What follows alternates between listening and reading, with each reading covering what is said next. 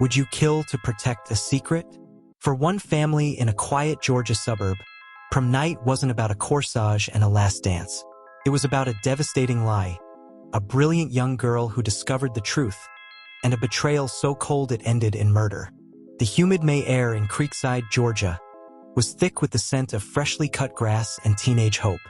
Inside the Northwood Creek High School gymnasium, transformed by shimmering silver and navy blue streamers, prom was in full swing.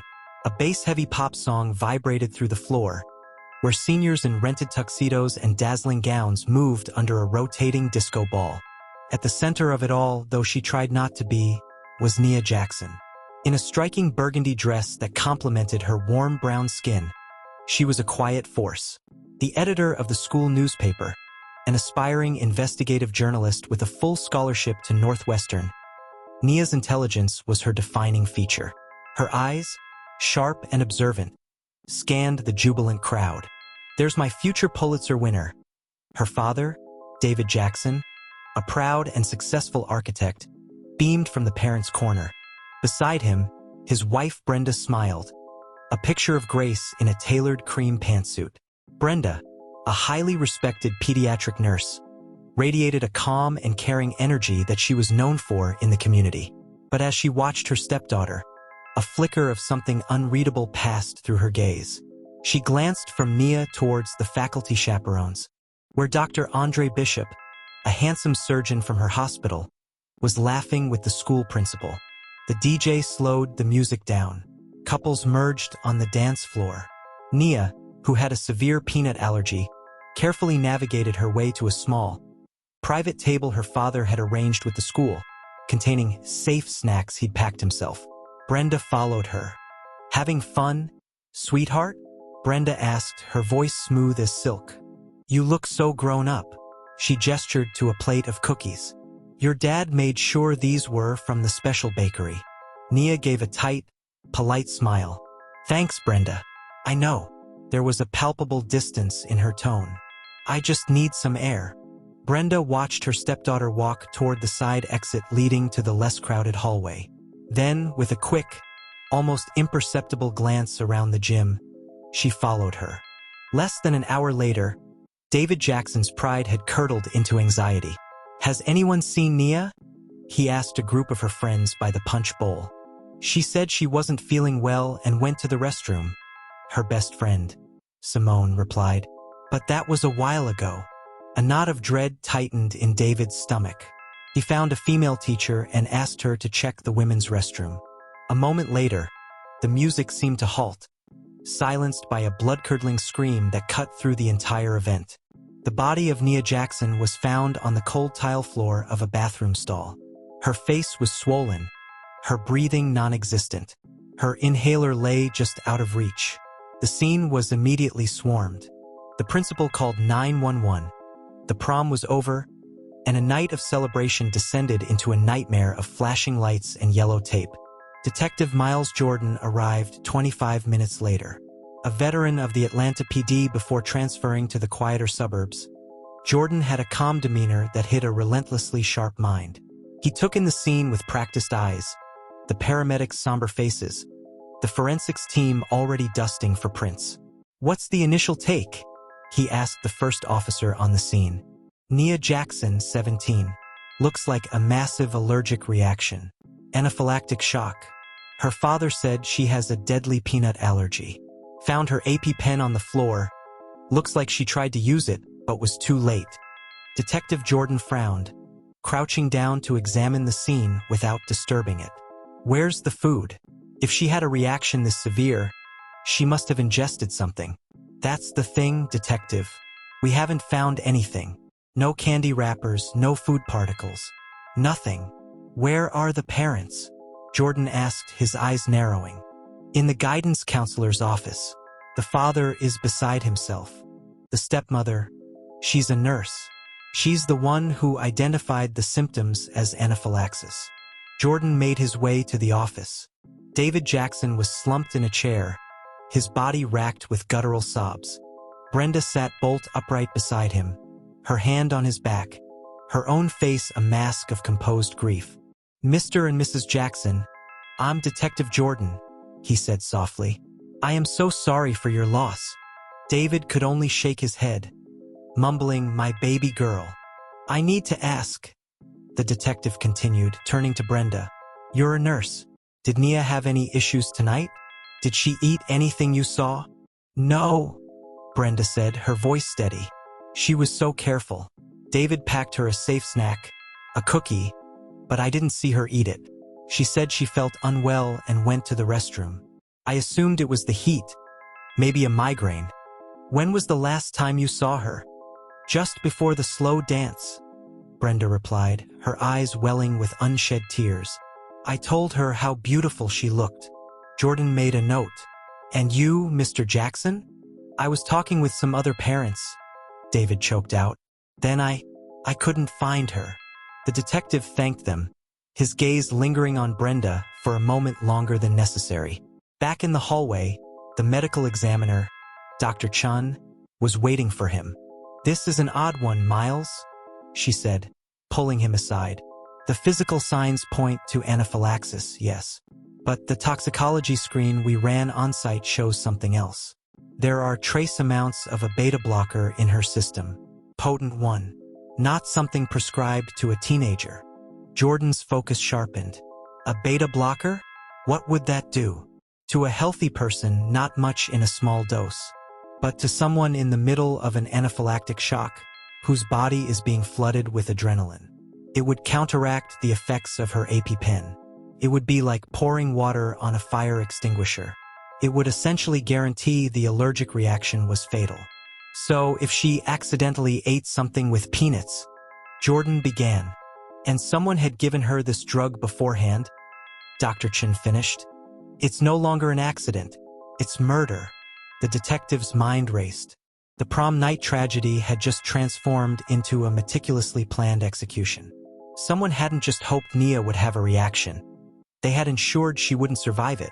The next morning, Detective Jordan sat in his office, a photo of a smiling Nia Jackson on his screen.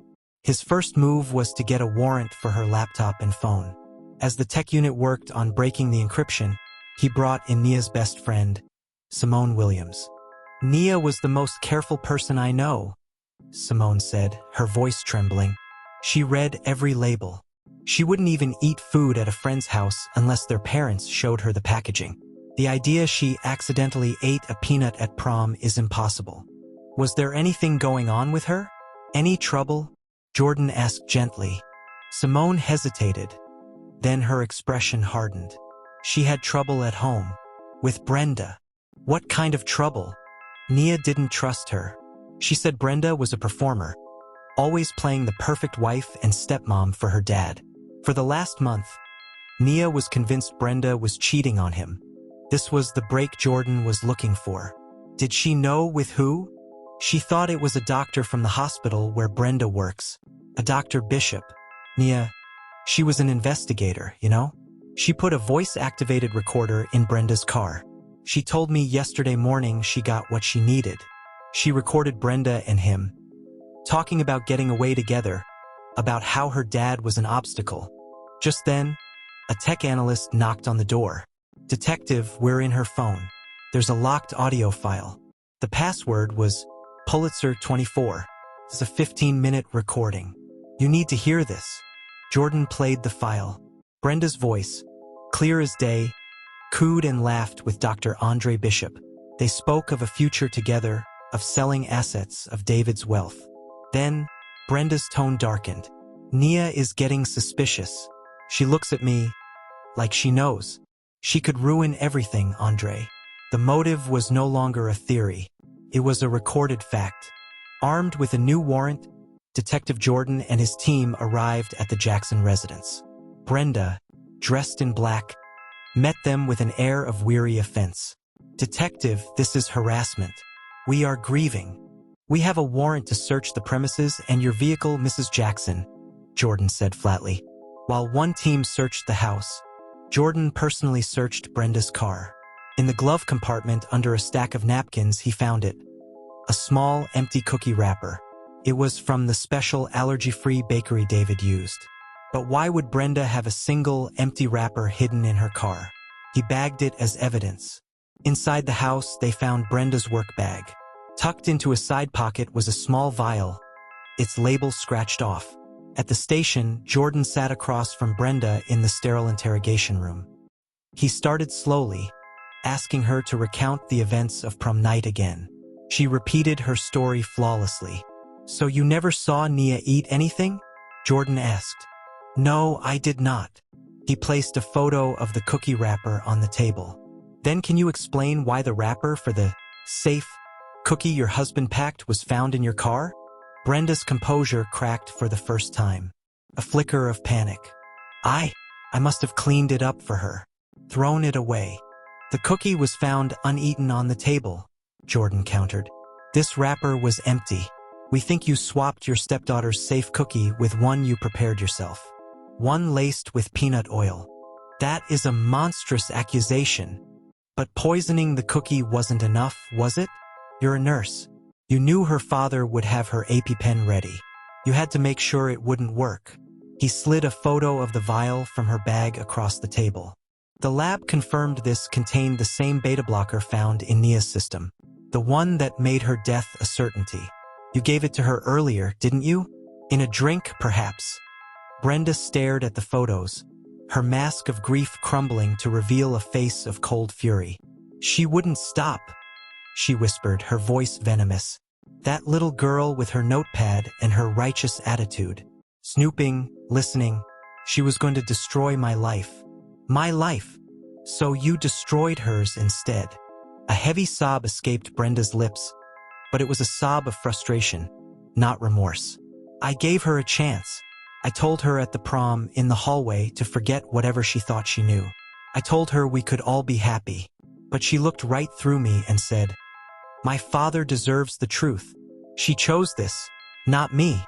The confession hung in the air, a chilling admission of a crime born not of passion, but of pure, selfish calculation. Brenda had not only murdered her stepdaughter to protect a lie, but she had twisted logic to blame the victim. As the steel handcuffs clicked around Brenda Jackson's wrists, she looked at Detective Jordan, her eyes hollow. "He'll hate me now," she said, speaking of her husband. It was the only consequence that seemed to register. Justice for Nia Jackson was swift. The audio recording, the physical evidence, and Brenda's own confession painted an undeniable picture of a cold-blooded murder. The community was left in shock, grappling with the fact that the woman they knew as a gentle caregiver was, in fact, a monster hiding in plain sight. David Jackson was left to rebuild a life shattered by two profound betrayals. But in the quiet of the courthouse, as his wife was sentenced to life without parole, a small measure of peace was found. The truth, the very thing Nia died to reveal, had finally come to light. And in the end, justice, in its own solemn and heartbreaking way, was served. The story of Nia Jackson serves as a chilling reminder that the most dangerous threats can hide behind a mask of respectability and care. It teaches that a life built on a foundation of lies is inherently fragile, and that the desperate measures taken to protect such deceptions often lead to an even more devastating collapse. Ultimately, the narrative champions the power of truth. While Nia's relentless pursuit of it came at a tragic cost, it was her bravery that shattered the facade, exposed the darkness lurking within her own home, and ensured that true justice, however heartbreaking, would finally be served. Thank you for watching Cold Justice Chronicles.